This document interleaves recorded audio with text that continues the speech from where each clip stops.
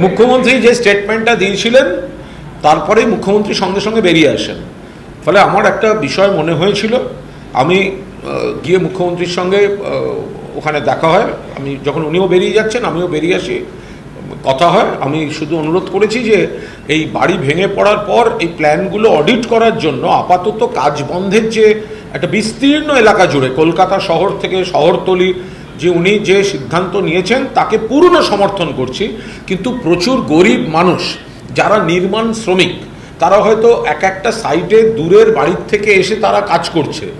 এতগুলো লোক কিন্তু তারা কার্যত দিন আনে দিন খায়, দৈনিক মজুরিতে কাজ করে, এবং যারা ওই বিভিন্ন জিনিস সরবরাহ করেন তাদের শ্রমিকরাও আছেন।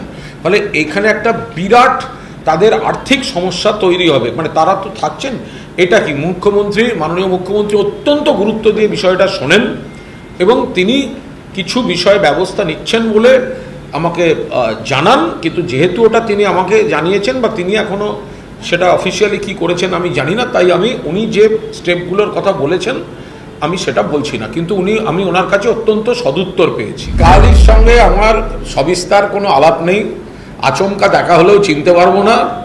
তিনি কার্যত এক্সিকিউটিভ মেয়র পোস্টে কাজ করতেন বলে শুনেছি, সেই পদ সংবিধানে আছে কিনা জানি না।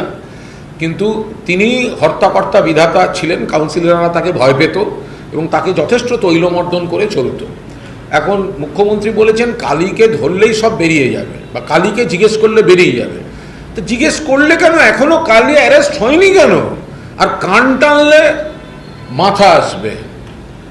আপনি পুল ইয়ার হেড উইল কাম, তো তাতে চলুন। তথাকথিত কালী বলে যার বিরুদ্ধে কথা বলা হচ্ছে তাকে অপসারণের জন্য একসময় কায়মা স্ট্রিট থেকে নির্দেশ এসেছিল এবং সেই নির্দেশটা মানে কালী কখনোই ক্যামাক স্ট্রিটের নয়, কালী পুরসভার, ঠিক আছে।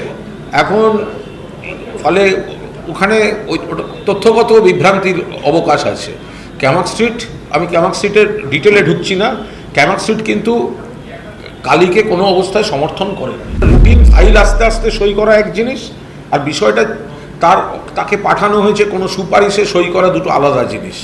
এবার একজন পদাধিকারীকে অনেক রকম সই করতে হয়, ডিপার্টমেন্ট থেকে অনেকগুলো ফাইল আসে, প্রত্যেকটার গোড়ায় গিয়ে পৌঁছে নিজে পরীক্ষা করা কারুর পক্ষে সম্ভব হয় না বা হওয়া কঠিন, সেখান থেকে গলে যেতে পারে। আমি ডিফেন্ড করতে যাচ্ছি না। মুখ্যমন্ত্রী যখন দেখিয়েছেন, ফলে প্রথম লাইনটা বলেছেন সই, দ্বিতীয় লাইনটা বলেছেন ছাড়বো না। যদি না ছেড়ে থাকেন এখনো অ্যারেস্ট নয় কেন? অবিলম্বে অ্যারেস্ট করা উচিত। মুখ্যমন্ত্রী বিধানসভায় যে স্টেটমেন্ট দিয়েছেন তাকে সমর্থন করছি। মুখ্যমন্ত্রী যখন বিধানসভায় গুরুত্বের সঙ্গে স্টেটমেন্ট দিচ্ছেন, আমরা তার স্টেটমেন্টটাকেই মান্যতা দিয়ে আমাদের বিবেচনা রাখব। ফলে এত বড় ঘটনা যখন হয়েছে, যদি সেখানে কোনো অনৈতিক বা অবৈধ কোনো কিছুর সেই জায়গায় হয়ে থাকে, তাদের প্রত্যেকের আমরা গ্রেফতার দাবি করছি। আমরা এটাও সঙ্গে যোগ করছি যে শুধুমাত্র সামনে কয়েকজনকে দেখা যাচ্ছে তাদের নামে এফআইআর হলো এবং তাদের গ্রেফতার করে নেওয়া হলো, আর বড় নাম যদি পেছনে থাকে তাহলে সেটা শুধু রাজনৈতিক উদ্দেশ্যে বিধানসভায় ব্যবহার করা হলো, সেটা যেন না হয়।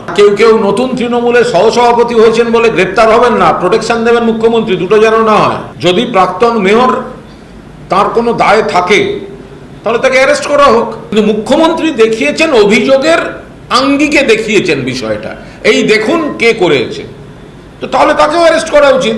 তাহলে বালিশ ছাড়া তৃণমূলে গেছে বলে কি অ্যারেস্ট হবে না নাকি?